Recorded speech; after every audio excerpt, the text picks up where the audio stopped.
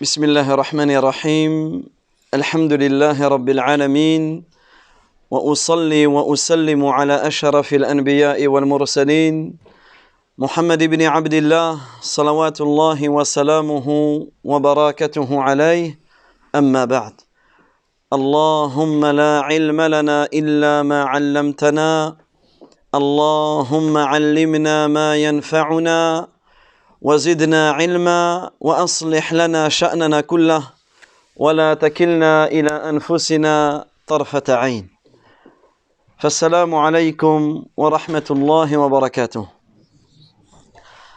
Donc c'est un plaisir pour moi que de pouvoir intervenir lors de ces assises.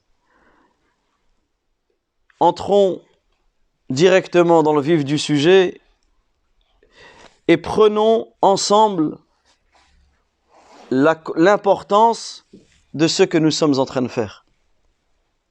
Nous sommes assis dans une maison parmi les maisons d'Allah tabaraka wa ta'ala. La chose qui nous a poussés à venir, c'est de remonter notre foi. Et en réalité, en faisant cela, en faisant ce que vous faites, vous ressemblez aux meilleurs des créatures, qui sont les prophètes et leurs compagnons.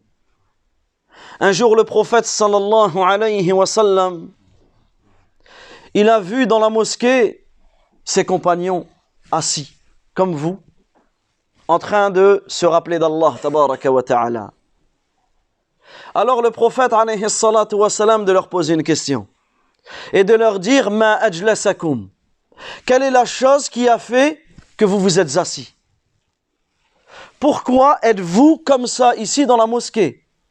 Puisqu'en réalité, à cette heure-ci, chacun pourrait être autre part. C'est vrai ou pas? On aurait tous quelque chose à faire. On aurait tous une autre occupation. Mais nous sommes assis ici, dans une maison parmi les maisons d'Allah Azza wa Jal. Alors le prophète sallallahu alayhi wa sallam dit aux compagnons, quelle est la chose qui vous a fait asseoir? Alors eux, ils ont dit, nous sommes venus pour nous rappeler d'Allah. Nous sommes venus pour nous rappeler de la religion. Alors le prophète sallallahu alayhi wa sallam leur a demandé de jurer. Jurez que c'est pour cela que vous vous êtes assis. Alors eux, ils ont dit, ya Rasulallah, Wallahi ma ajlasana illa lihada. Ils ont dit, oh messager d'Allah, nous jurons par Allah que la seule chose qui nous a fait asseoir dans la mosquée, c'est le rappel, c'est le fait d'échanger, d'apprendre la religion, de se conseiller mutuellement. Vous savez ce qu'il leur a dit le prophète alayhi salatu wa salam? Il leur a dit, je ne vous ai pas demandé de jurer parce que je vous accusais de mensonge ou autre, mais je vous ai demandé de jurer parce que l'ange Jibril alayhi salam est venu me voir. L'ange Jibril alayhi salam est venu me voir. Et il m'a dit qu'Allah tabaraka wa ta'ala se rappelle, Allah azza wa jal vante, Allah tabaraka wa ta'ala fait les éloges de vous auprès de ses anges. Ça veut dire quoi? Ça veut dire que le fait d'être assis dans la mosquée, le fait de se couper de cette vie et de venir ici pour se rappeler d'Allah azza wa jal, vous savez c'est quoi la récompense? Le Seigneur de l'univers. Allah subhanahu wa ta'ala parle de vous. Chacun d'entre vous, chacun d'entre nous, Allah azza wa jal cite son nom, il cite ses qualités, il cite ses éloges auprès de ses anges. Subhanallah. Et en réalité, ces halaqa, ces assises, ce sont les jardins. Les jardins de quoi? Les jardins du paradis. C'est pour cela qu'aujourd'hui, nous avons souhaité parler ensemble du plus grand malheur que la communauté musulmane a connu. Le plus grand malheur que la communauté musulmane a connu, qui est la mort de notre noble prophète Muhammad sallallahu alayhi wa sallam. Et vous allez voir que dans la mort du prophète alayhi salatu wa sallam, il y a énormément de leçons à en tirer, mais nous allons nous arrêter sur une leçon. En citant le passage de la mort du prophète alayhi salatu wa sallam, vous allez comprendre de quelle leçon je veux parler. Sachez que le prophète Mohammed, sallallahu alayhi wa sallam, le meilleur des êtres humains, il est mort un lundi. Et la dernière prière qu'il a faite, c'est la prière du Dhuhr du jeudi. Donc suivez avec moi. La dernière prière qu'il a faite en commun à la mosquée avec les compagnons, c'est la prière de Dhuhr du jeudi. Ensuite, sa maladie s'est intensifiée. Sa maladie s'est intensifiée. Donc il est resté malade, très malade. Donc la fin du jeudi, le vendredi, le samedi, le dimanche. Nous sommes à présent au lundi. Et durant tout ce temps-là, l'imam des musulmans n'était autre que Abu Bakr as-Siddiq radiyallahu anhu. Arrivé à ce fameux jour, ce jour du lundi, ce jour où la communauté musulmane a perdu son être le plus cher, ce jour où le plus grand malheur s'est produit dans la communauté, qui est la mort de notre noble prophète Mohammed sallallahu alayhi wa sallam. Qu'est-ce qui s'est passé ce jour-là? Juste avant la mort du prophète alayhi salatu wa sallam, qu'est-ce qu'il a fait? Il était tellement malade qu'il ne pouvait même pas sortir de chez lui pour aller prier et guider la prière pour les musulmans. Et ce lundi, il a retrouvé un peu de force. Alors il a pu se lever. Et il a ouvert le rideau qui le séparait entre lui et la mosquée. Puisque le prophète alayhi salatu wa sallam il était à ce moment-là dans la maison de sa femme Aïcha radiyallahu anha, et la mosquée était juste à côté. Alors il a enlevé le rideau, et qu'est-ce qu'il a vu? Il a vu les musulmans réunis derrière un imam, derrière Abu Bakr, en train de prier. Les musulmans, à ce moment-là, les compagnons radiyallahu anhum, dans la prière, ils se sont dit, le prophète sallallahu alayhi wa sallam va mieux, il va venir nous guider la prière. Alors jusqu'à ce qu'Abu Bakr radiyallahu anhu, l'imam, s'est reculé pour laisser la place au prophète alayhi salatu wa sallam. Mais le prophète alayhi salatu wa sallam de faire cela avec sa main, de leur dire continuez la prière. Le prophète sallallahu alayhi wa sallam, il a enlevé le rideau qu'il avait entre lui et la mosquée. Il a regardé cette dernière vision, la dernière chose parmi les dernières choses qu'il a vues, ce regard d'adieu. Il a regardé ses compagnons et il les a trouvés comment? Réunis, ensemble, derrière Abu Bakr en train de prier. Vous savez ce qu'il a fait le prophète alayhi salatu wa salam? Il a souri. Il a souri. Il a souri. Après ce sourire, il s'est allongé. Parmi les dernières paroles qu'il a dit, comme le rapporte Ali ibn Abi Talib, où il dit que lui il cite que c'est la dernière parole, mais en réalité ça fait partie des dernières paroles que le meilleur des êtres humains, le meilleur des messagers a dit. Vous savez c'est quoi? As-salat, as-salat, wa ma malakat aymanukum. La prière, la prière, la prière. Parmi les derniers mots qui sont sortis de la bouche du meilleur des êtres humains, la prière, la prière, la prière. Et regardez, arrêtons-nous un instant sur le sourire du prophète alayhi salatu wa salam. Que veut dire ce sourire? C'est un sourire, comme les savants disent, c'est un sourire d'approbation. Il a approuvé cette situation, c'est-à-dire que son message a été passé. Le message du prophète alayhi salatu wa salam a été passé au moment où il a vu les musulmans réunis derrière un imam. Prenons cette situation et appliquons-la sur nos vies. Si je devais poser la question à chacun d'entre vous, une seule question qui est: qui ici aime le prophète sallallahu alayhi wa sallam? Je n'ai aucun doute que tout le monde dirait que nous l'aimons. Et c'est vrai. Mais le vrai amour du prophète alayhi salatu wa salam, le vrai amour du prophète alayhi salatu wa salam, il se fait dans quoi?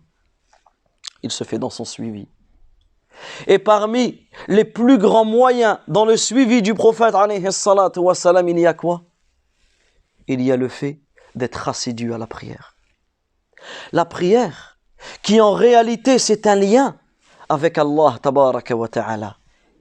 La prière, qui en réalité c'est un rendez-vous qu'Allah subhanahu wa ta'ala te donne. La prière, qui est le plus grand lien. Et c'est pour cela que certains savants nous expliquent que le mot salat vient du mot sila. Sila en arabe qui veut dire le lien, comme une connexion. C'est-à-dire qu'en réalité, le fait de faire la prière, tu entres en connexion, tu entres en lien direct avec le Seigneur de l'univers. La prière, c'est la première chose sur laquelle nous serons interrogés au jour de la résurrection. Subhanallah. Quel est le dernier acte que l'on va faire avec toi sur terre, au moment de ta mort? On va te laver, on va te mettre dans le linceul, et ensuite la dernière chose avant de t'enterrer, qu'est-ce qu'on va faire? Man yujib, qui peut répondre? Avant l'enterrement, qu'est-ce qu'il se passe? Ahsant, on va prier sur toi. On va t'amener dans le musalla, dans le lieu de prière. On va se mettre en rang et on va prier sur toi. Juste après cette prière, on t'enterre. Ça veut dire que la dernière chose sur laquelle tu vas quitter ce monde, c'est quoi? C'est la prière. Et le prophète, alayhi salatu wassalam, il dit « Awwalu ma yuhasabu bihi al-abdu yawm al-qiyamah, salatuhu » La première chose sur laquelle le serviteur sera interrogé au jour de la résurrection, c'est sur quoi? Sur la prière. Subhanallah. Ton premier examen, le premier examen, la première question, avant tout le reste, la première chose sur laquelle Allah Azza wa Jal va t'interroger, c'est sur quoi? C'est sur la prière. Donc en réalité, imagine, tu vas passer un examen. Tu as un examen en cours qui arrive. Tu dois te préparer. Et on te dit, la première question qui va tomber, c'est celle-ci. Qu'est-ce que tu vas faire? Ah, j'ai eu la réponse. Tu as déjà la réponse à la question. Tu sais déjà sur quoi on va t'interroger. Dans ce cas-là, qu'est-ce que tu fais? Eh bien, tu la prépares. La même chose. Tu sais que la première chose sur laquelle on va t'interroger Yawm al-Qiyamah, au jour de la résurrection, c'est la prière. Ça veut dire qu'à ce moment-là, à partir d'aujourd'hui, qu'est-ce que tu fais? Tu préserves ta prière. Et si tu préserves ta prière, écoutez ce qu'il dit, notre noble prophète Mohammed, sallallahu alayhi wa sallam, par rapport à ceux qui préservent leur prière, par rapport à ceux qui s'accrochent à la prière, par rapport à ceux qui mettent leur priorité dans leur vie, c'est la prière. Peu importe où je suis, peu importe dans la situation dans laquelle je suis, peu importe avec qui je suis, c'est l'heure de la prière, je prie. Écoutez ce qu'il dit. Il dit, man hafaza alayha. Le prophète, alayhi salatu wa salam, il a entendu quelqu'un ou des gens parler de la prière. Alors qu'est-ce qu'il leur a dit? Man hafaza alayha. Celui qui la préserve. Celui qui préserve sa prière. Kanat lahu nuran wa burhanan wa najatan yawm al-qiyamah. Celui qui la préserve, la prière sera pour lui une lumière. Subhanallah. Tu veux être beau? On veut tous être beau. Tu veux être beau? Prie. Tu veux être beau? Prie. Parce qu'en réalité, la prière, ça va être quoi? Ça va être une lumière dans ta vie. Tu seras illuminé. Dans ta vie, tu seras illuminé. Allah, tabaraka wa ta'ala, par cette prière, va te sortir des ténèbres pour te ramener à la lumière. Tu t'attaches, tu t'accroches à ta prière sera une lumière dans ta tombe. Ta prière sera une lumière dans ta tombe. Cette tombe, cet endroit sombre, cet endroit qui fait peur, la terre que l'on reposera sur toi, tu souhaites que cet endroit soit illuminé et élargi, prie. Et préserve ta prière. Cette prière sera une lumière au jour de la résurrection. Yawm al-Qiyamah. Le jour de la résurrection. Un jour qui dure 50 000 ans. Khamsina al-Fasana. Nous ne sommes pas en train de parler de n'importe quel jour. Un jour qui durera 50 000 ans, où chaque personne, chacun d'entre nous, se tiendra debout devant le Seigneur de l'univers, en attendant son jugement. Mais pour celui qui prie, pour celui qui croit en Allah Azza wa Jal, pour celui qui craint Allah, ce jour passera comme une matinée ou une après-midi. Ou ce jour passera comme le temps qu'il y a entre deux prières. Gardez toujours la prière. Alors le prophète, alayhi salatu wa salam, il dit, Man hafadha alayha. Celui qui préserve sa prière, kanat lahu nuran. La prière sera pour lui une lumière. La prière sera pour lui une lumière. Vous savez ce qu'on dit lorsqu'on arrive à la mosquée? Lorsque l'on marche, lorsque nous sommes dans notre voiture pour aller à la mosquée, il y a une invocation à dire. Et je vous recommande tous à l'apprendre. Quelques lignes et tu l'as appris. Qu'est-ce qu'il dit le prophète alayhi salatu wa salam? Qu'est-ce qu'il nous enseigne? Il dit Allahumma ij'al fi qalbi noura. Oh Allah, mets dans mon cœur une lumière. Dans ma vue, dans mon ouïe, devant, derrière, en haut, en bas, à gauche, à droite, une lumière. À chaque fois, le prophète alayhi salatu wa salam, il demande quoi? La lumière. Pourquoi? Parce que tu vas accomplir la prière. Et la prière, c'est quoi on a dit? Première caractéristique de la prière, an-nour, c'est la prière. C'est pour cela que le prophète alayhi salatu wa salam, il dit as-salatu nourun. La prière est une lumière. Deuxième chose que le prophète alayhi salatu wa salam, il dit wa burhanan. La prière sera un argument en ta faveur, un argument en ta faveur au jour de la résurrection. Imagine. Et subhanallah, des fois quand on parle du paradis et de l'enfer, ou on parle du jour de la résurrection, des fois c'est humain, on se dit, ah c'est loin. C'est vrai ou pas? On se dit c'est loin, paradis et l'enfer, j'ai toute ma vie devant moi. C'est vrai ou pas? Naam, tu as toute ta vie devant toi. Mais tu ne sais pas ce qui te reste de toute ta vie. Tu ne sais pas de tout ce qui te reste de toute ta vie. Il te reste peut-être de ta vie que ces secondes-là que tu vis. Il te reste peut-être de ta vie que quelques heures, que quelques jours, que quelques mois. Pas plus tard qu'hier. Pas plus tard qu'hier, j'ai eu vent d'un jeune comme vous. Un jeune comme vous qui est mort. Hier. Il est mort d'un défi qui se sont lancés sur un réseau social. Le défi, il se met, je ne vais pas rentrer dans les détails, mais c'est le défi de se pendre ou de s'étouffer en direct et d'essayer de se réveiller tout seul. Il l'a fait une fois, il a gagné le défi. Il l'a fait 2 fois, il a gagné le défi. Il l'a fait 3 fois, il a gagné le défi. Ah, ça a commencé à... Il l'a fait la 4e fois, il s'est étouffé, il n'a pas réussi à... Il n'a pas réussi à retrouver la respiration, il est mort. Il est mort comment? En direct. Pensez-vous que ce jeune-là, rahmatullahi alayhi, qu'Allah Azza wa Jalla lui fasse miséricorde, pensez-vous que ce jeune-là pensait qu'il allait mourir, que le live n'aurait pas encore été terminé, qu'il serait mort? Non. Et des histoires comme cela, il y en a énormément. Prenez simplement, si un jour celui qui a vraiment rien à faire a du temps, il tape dans la ville où il est, acte de décès. Vous savez que les actes de décès, une fois qu'une personne meurt, il y a un acte de décès qui est fait. Vous savez que ça, c'est rendu public. C'est-à-dire qu'un exemple, nous sommes à Mons, tu prends acte de décès Mons et tu regardes, un exemple, juin 2021, juillet 2021, octobre 2021, et tu vas voir tous ceux qui décèdent avec leur date de naissance et leur date de décès, avec leur âge même.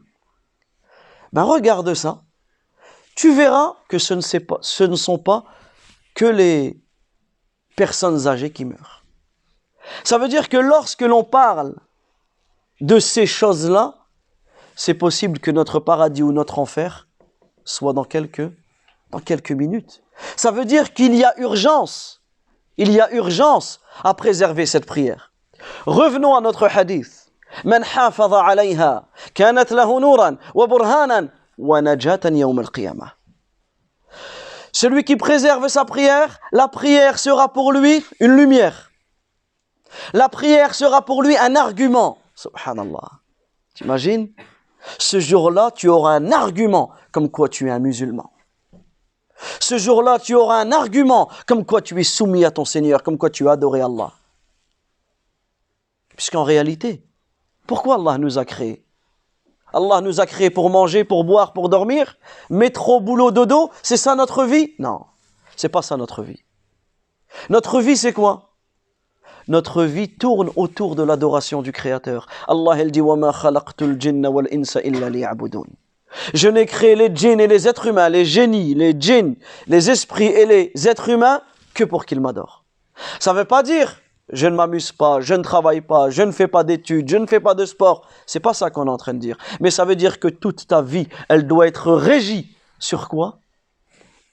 Sur la religion. Sur notamment la prière qui est le pilier le plus important de la religion. Après l'attestation de foi. Après l'attestation de foi. Parce que si la personne n'a pas prononcé l'attestation de foi, prenons l'exemple d'une personne qui n'a pas de parents musulmans. Mais lui, il croit dans son cœur. Tu lui dis qui t'a créé. Il sait très bien que c'est un Dieu. C'est Allah, tabaraka wa ta'ala, le Dieu unique qui l'a créé. Il sait très bien qu'il ne va pas adorer une autre divinité en dehors d'Allah. Ça, il le sait. Lui, quand tu lui parles des prières des musulmans, lorsque tu lui parles du jeûne, du ramadan, lorsque tu lui parles de l'islam, mais lui, il est d'accord. Mais moi, je suis... Oui, il n'y a aucun problème. Mais il ne fait pas l'attestation de foi. Il ne fait pas la shahada. Il n'atteste pas que seul Allah mérite d'être adoré en vérité. Et que Muhammad, le meilleur des êtres humains, est le messager d'Allah. Il n'atteste pas cela, il ne pourra pas avoir accès au paradis. C'est pour cela qu'il est essentiel et important que lorsque vous avez des amis, des fréquentations à l'école ou autre, ou au sport, ou peu importe, qui s'intéressent à la religion, amenez-les à la mosquée. Ramenez-les notamment dans ces assises. Subhanallah, tout à l'heure, je discutais avec un frère. Ce frère-là, donc je ne vais pas donner trop de détails, sinon ceux qui le connaissent vont le reconnaître et je souhaite que garder son acte pour lui. Mais ce frère-là est investi dans la communauté. Il est investi dans la communauté, il a une association, etc. Vous savez quelle a été la cause de sa conversion à l'islam? Une assise comme celle-là. Un ami lui a dit, écoute, on va à la mosquée, il y a une assise, viens. Ça te coûte quoi? Tu viens, t'écoutes. Il a dit, bah ouais, pourquoi? Pas de souci, moi j'ai pas de problème, je viens, je m'assois, j'écoute. Il a écouté, il a ressenti ce que l'on ressent à présent, cet iman, cette foi, cette envie, puisqu'automatiquement, une assise comme ça, qu'est-ce que ça fait sur notre cœur? Ça augmente notre foi, c'est vrai ou pas? Ça nous donne l'envie d'adorer Allah. Il s'est converti à l'islam, ça fait plus de 15 ans. Et aujourd'hui, il est investi dans la communauté et il œuvre, hafidhahullah wa ra'ah, il œuvre en bien pour la communauté musulmane jusqu'à aujourd'hui. Ça veut dire que ces sujets sont capitaux pour nous et à la fois pour transmettre autour de nous. Alors le prophète alayhi salatu wa salam, il dit celui qui préserve sa prière. La prière sera pour lui une lumière. La prière sera pour lui une lumière. La prière sera pour lui un argument. Et la prière sera pour lui un succès yawm al-qiyamah. Subhanallah. Un succès. Il récoltera le succès. Puisque c'est quoi le vrai succès, la vraie victoire? Généralement, aujourd'hui, quand on parle de victoire, toujours en rapport avec le sport. C'est vrai ou pas? Qui a gagné la Ligue des Nations? On le saura dimanche. Mais qui va la gagner? C'est tout le temps ça. Quelle victoire? Qui va gagner? Telle équipe ou telle équipe? Tel joueur ou tel joueur? Tel lutteur ou tel lutteur? Généralement, c'est le mot victoire, le mot succès. En réalité, on le met. Mais le véritable succès, c'est lequel? Le véritable succès, c'est lequel? Allah Azza wa Jalla dit Faman zuhziha 'anil nar. Celui qui est écarté du feu. Wa udkhila al-jannah. Et qui a été entré au paradis faqad faz. aura automatiquement gagné. C'est lui le gagnant. C'est lui le gagnant. Ensuite, le prophète sallallahu alayhi wa sallam, il nous parle de qui? De ceux qui ne préservent pas leur prière. De ceux, parce que là on a donné la récompense de qui? De ceux qui préservent leur prière. Mais ceux qui ne préservent pas leur prière, ils ne prient pas à l'heure. Ils prient et ils arrêtent. Ceux qui prient mais ne font même pas attention aux piliers, aux obligations de la prière. Ceux qui prient mais ne font même pas attention aux conditions de la prière. Celui qui prie mais je prie, pourquoi? Je sais pas. Qui prend pas l'importance de cette prière. On parle pas de celui qui prie pas. Celui qui prie pas, il est dans une autre case. Là, on parle de celui qui prie mais qui ne préserve pas sa prière. Et ça peut tous nous arriver. Écoutez ce qu'il dit le prophète alayhi salatu wassalam. وَمَنْ لَمْ يُحَافِظْ عَلَيْهَا. Et celui qui ne préserve pas sa prière, لَمْ يَكُنْ لَهُ نُورٌ. Il n'y aura aucune lumière. Dans sa vie, il n'y aura pas de lumière. Subhanallah. Le prophète sallallahu alayhi wa sallam, dans un autre hadith, il nous cite que celui qui prie la prière en groupe, il est sous la protection d'Allah azza wa jal. Celui qui prie le fajr en groupe, il est sous la protection d'Allah tabaraka wa ta'ala. Celui qui prie pas, il n'est pas sous la protection d'Allah. Il n'est pas protégé. Il n'aura pas de lumière. Lam yakun lahu nurun. Il n'aura pas de lumière dans sa vie, il n'aura pas de lumière dans sa tombe. Et il n'aura pas de lumière au jour de la résurrection. Lam yakun lahu nurun wala burhanun wala najatun yawm al-qiyamah. Il n'aura aucun argument. C'est-à-dire qu'il n'y aura rien. Si tu ne pries pas, si tu ne préserves pas ta prière, au jour de la résurrection, tu n'auras aucun argument qui pourra prouver la véracité de ta foi. Aucun argument, rien, aucune preuve. Wala najah yawm al-qiyamah. Et il ne récoltera aucun succès au jour de la résurrection. Il ne récoltera aucun succès au jour de la résurrection. Et écoutez ce qu'il dit le prophète alayhi salatu wassalam. Wa hushira ma'a Haman wa Qarun wa Ubay ibn Khalaf. Et il sera ressuscité. Puisque une fois que nous sommes morts, la vie ne s'arrête pas. Nous serons ressuscités, interrogés, conduits au paradis ou en enfer. Vous savez avec qui il sera ressuscité? Celui qui ne préserve pas sa prière, avec Haman et Qarun, qui sont les deux ministres, les deux notables du Pharaon. Et bien sûr avec Pharaon. Pharaon qui est un des plus tyrans, un des tyrans que la terre n'a jamais connu. Parmi les pires personnages que la terre a connus, l'histoire qu'Allah Azza wa Jal nous a citée le plus dans le Coran, c'est l'histoire du prophète Moussa et le Pharaon. Pourquoi? Parce qu'il y a énormément de leçons à en tirer de cette histoire. Tu veux être ressuscité avec le Pharaon? Tu veux être ressuscité avec quelqu'un qui s'est tellement enorgueilli que lorsqu'il a vu la mer s'ouvrir en 12, il a dit « Regardez, c'est moi qui l'ai ouvert ». Tu veux être ressuscité avec quelqu'un qui s'est prétendu être Allah. « Ana rabbukumul a'la », c'est moi votre Seigneur le Très-Haut. Tu veux être ressuscité avec lui. Et Ubay ibn Khalaf. Et il sera ressuscité avec Ubay ibn Khalaf. Ubay ibn Khalaf, qui est le frère de Umayya ibn Khalaf. Les deux étaient parmi les plus grands ennemis du prophète Muhammad sallallahu alayhi wa sallam. Veux-tu être ressuscité avec les ennemis du prophète alayhi salatu wa sallam? Ils vont être conduits où eux? Où vont être conduits tous ces gens-là? Répondez sans aucune hésitation. Haman, Qarun, Ubay ibn Khalaf, Fir'aun, ils vont être conduits en enfer. Ils vont être conduits en enfer. Veux-tu être ressuscité avec eux et être conduit avec eux? Dans l'enfer, Allah tabaraka wa ta'ala, il a réservé une partie, un châtiment dans le châtiment. Cette partie, comment elle s'appelle? Le saqar.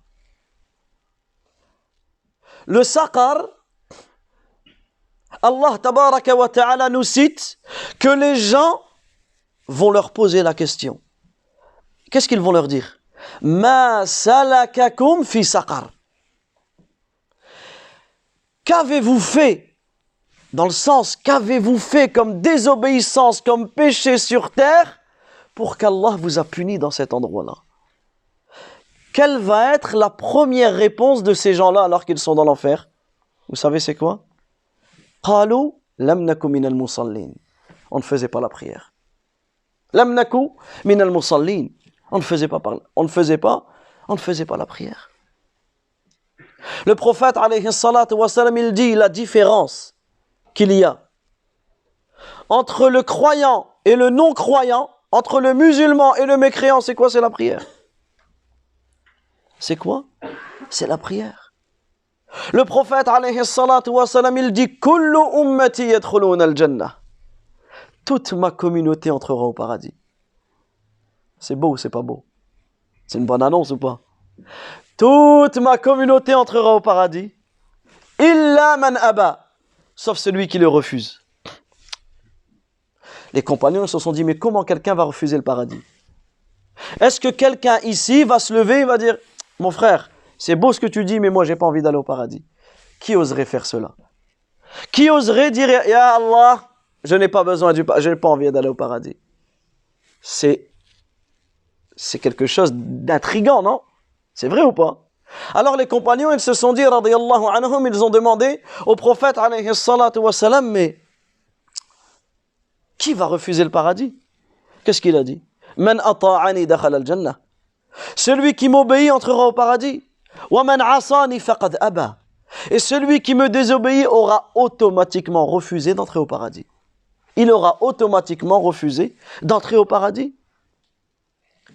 Celui qui prie, c'est quelqu'un qui veut réellement le chemin du paradis.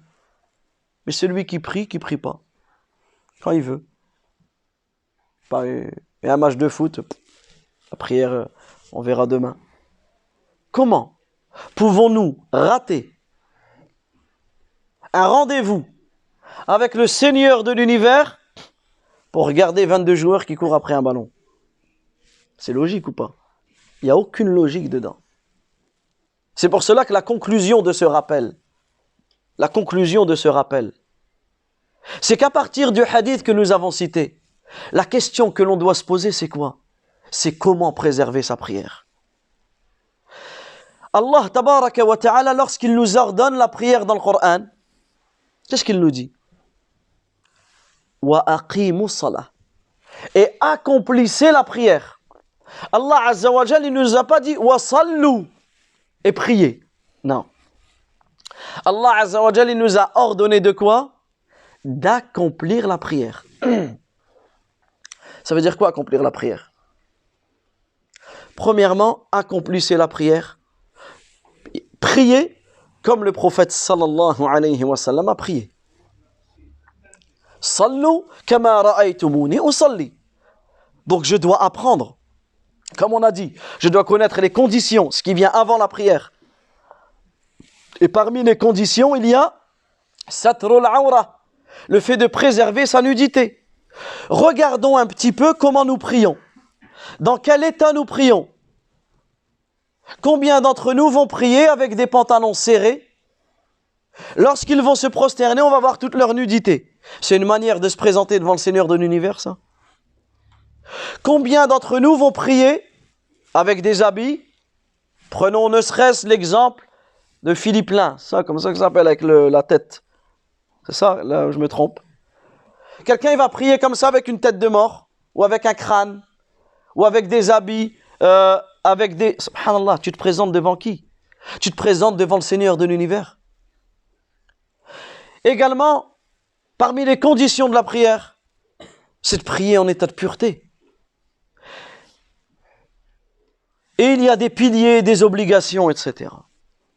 Restons toujours dans les conditions de la prière, qui est le fait de prier à l'heure. Le fait de prier à l'heure. Arrêtons-nous ensemble sur un hadith. Une parole du prophète, alayhi salatu wa salam. Lorsqu'il a fait son ascension nocturne, lorsqu'il est monté au ciel, Et c'est à ce moment-là qu'Allah tabaraka wa ta'ala lui a ordonné la prière, qui à la base était 50 prières. Allah tabaraka wa ta'ala nous a facilité. On fait combien de prières dans la journée obligatoire? 5. C'est quoi la récompense? C'est 50. Subhanallah. Tu pries 5 prières, tu as la récompense d'en avoir prié 50. Quelle autre adoration possède cette spécificité? Et le prophète, alayhi salatu wa salam, il a vu un homme. Parmi les châtiments que le prophète, alayhi salatu wa salam, a vu, il a vu un homme allongé sur le ventre. Il ne reste plus beaucoup de temps. Concentrez-vous avec moi sur cette image. On est vers la fin là. Juste un petit peu encore de concentration, barakallahu fikum, bien que vous êtes peut-être plus concentrés que moi. Mais pensez avec moi et s'il vous plaît, barakallahu fikum, toute votre vie, gardez cette image en tête. L'image de cet homme qui est puni dans sa tombe. C'est quoi son châtiment? Il est allongé sur le ventre. Regardez cette humiliation. Allongé sur le ventre. Un ange qui tient une pierre énorme et qui lui écrase le crâne. La pierre roule. L'ange va chercher cette pierre. Pendant ce temps-là, Allah Azza wa Jal remet une nouvelle tête à cette personne pour qu'il ressent encore le châtiment. Et l'ange revient et lui écrase le crâne. Et ça s'arrête plus. Tout le temps. Tout le temps. Et la personne ressent comme tu es en train de ressentir maintenant. Voire plus. Parce que dans des hadiths, les personnes seront gonflées en enfer pour qu'ils soient encore plus châtiés. Alors le prophète, alayhi salam, lorsqu'il a vu cette situation, lorsqu'il a vu ce châtiment, qu'est-ce qu'il a demandé à Jibril, alayhi salam? Ya Jibril, qui est cette personne? Quel péché cette personne a bien pu faire pour qu'Allah Azza wa Jal le châtie comme cela? Vous savez c'est quoi le péché qu'il a fait? Il dormait pendant les heures de prière. Il dormait pendant les heures de prière. Naam. Il dormait pendant les heures de prière. Subhanallah. Et en réalité, on est tous touchés par cela. On est tous atteints par cela. Comment? En réalité, quand on regarde, comment peut-on dormir, plonger dans notre coussin, alors que les musulmans sont debout en train de prier? En réalité, comment? Où est la valeur de la prière dans nos cœurs? Où est l'importance de notre prière dans nos cœurs? Vous savez ce que les savants ils disent? Ils disent en réalité, celui qui a l'importance de la prière dans son cœur, il va se réveiller sans réveil. Parce que nous on va dire oui mais j'entends pas le réveil. Prends l'exemple, tu as un rendez-vous important le lendemain. Tu as un avion pour partir en vacances. On te dit à 5 heures du matin tu dois être à Bruxelles, à l'aéroport. 5 heures. Départ à 7 heures, tu dois être 2 heures à l'avance.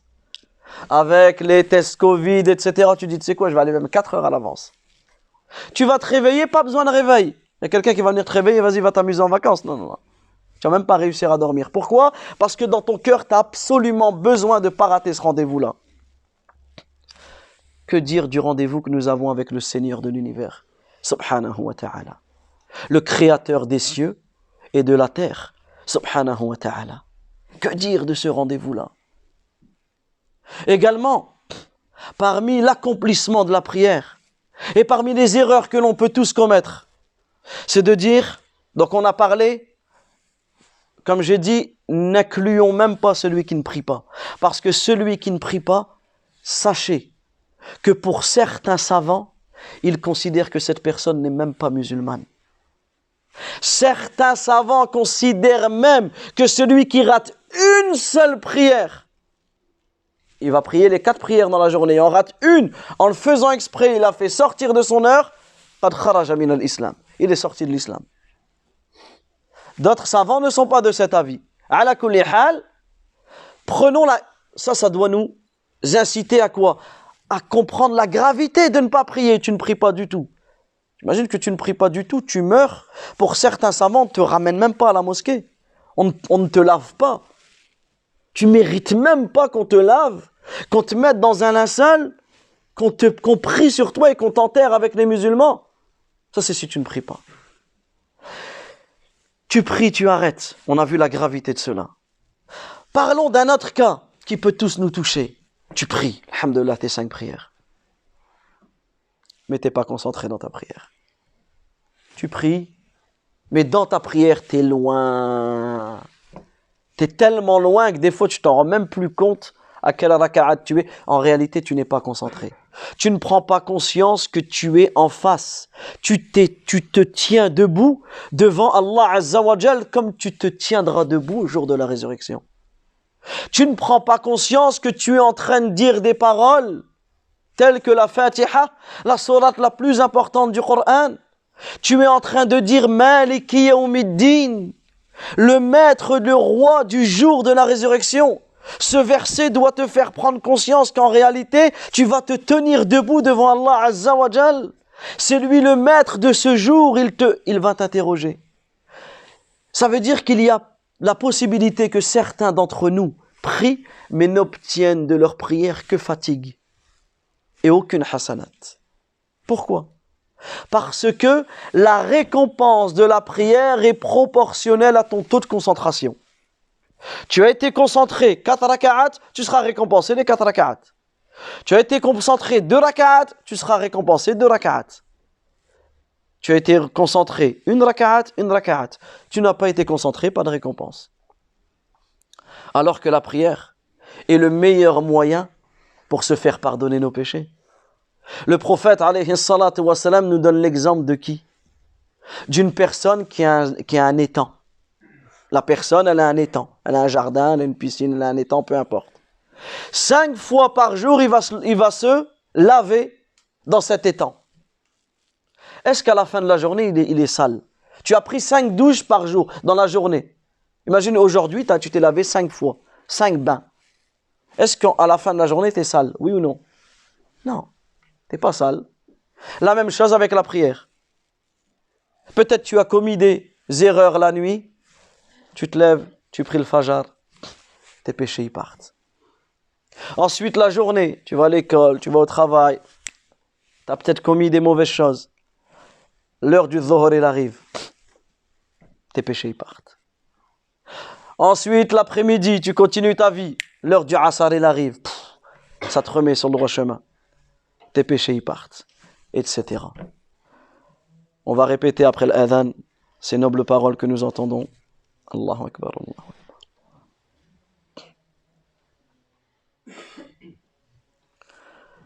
أشهد أن لا إله إلا الله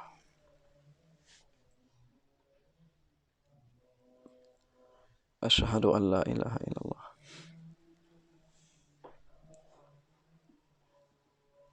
أشهد أن محمدا رسول الله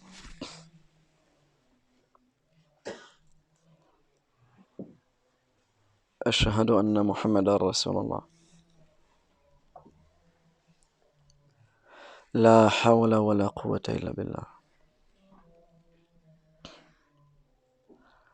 لا حول ولا قوة إلا بالله لا حول ولا قوة إلا بالله لا حول ولا قوة إلا بالله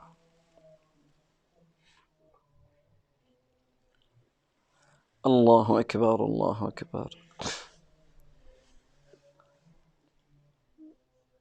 لا إله إلا الله اللهم صل على محمد وعلى آل محمد كما صليت على إبراهيم.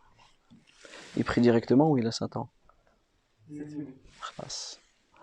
اللهم رب هذه الدعوة التامة والصلاة القائمة محمدا الوسيلة والفضيلة وبعث مقاما محمودا. On conclut et on termine. Et quoi de plus beau que de terminer sur les paroles que nous venons d'entendre? Et parmi les paroles, Hayya ala salah. Allahu Akbar. Venez à la prière. Hayya ala al-falah. Venez au succès. C'est quoi le succès? La récompense de cette prière.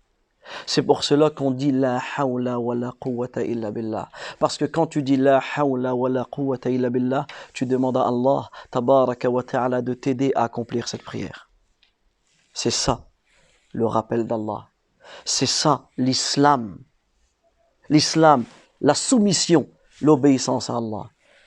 Comment 5 fois par jour et retentit l'adhan dans le monde entier.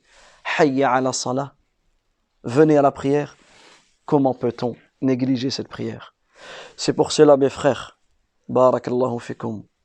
Et wallahi, que ce rappel est pour moi en premier. À partir d'aujourd'hui, chacun d'entre nous se remet en question. Et à partir d'aujourd'hui, chacun d'entre nous ne néglige plus sa prière. Peu importe où il est, comment il apprenne les facilités qu'Allah nous a données. Peu importe où tu es, tu peux te purifier, tu peux faire tes ablutions, tu as des facilités. Peu importe où tu es, tu vas pouvoir trouver un moyen de prier à l'heure. Tout cela, bi'idhnillah, vous pourrez l'étudier dans les halaqat suivantes. C'était un honneur pour moi d'être parmi vous. Wallahu ta'ala a'lam. Wa sallallahu wa sallam ala nabiyyina Muhammad wa ala alihi wa sahbihi ajma'in.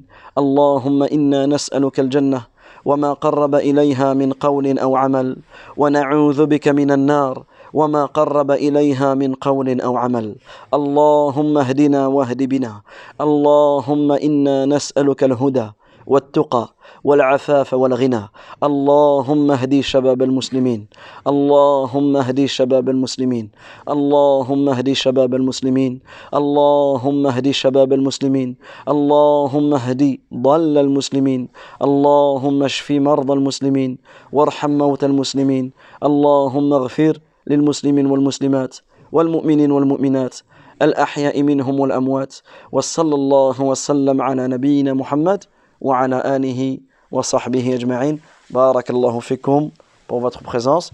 On va descendre, Inch'Allah, et accomplir la prière qu'Allah tabaraka wa ta'ala nous a donnée.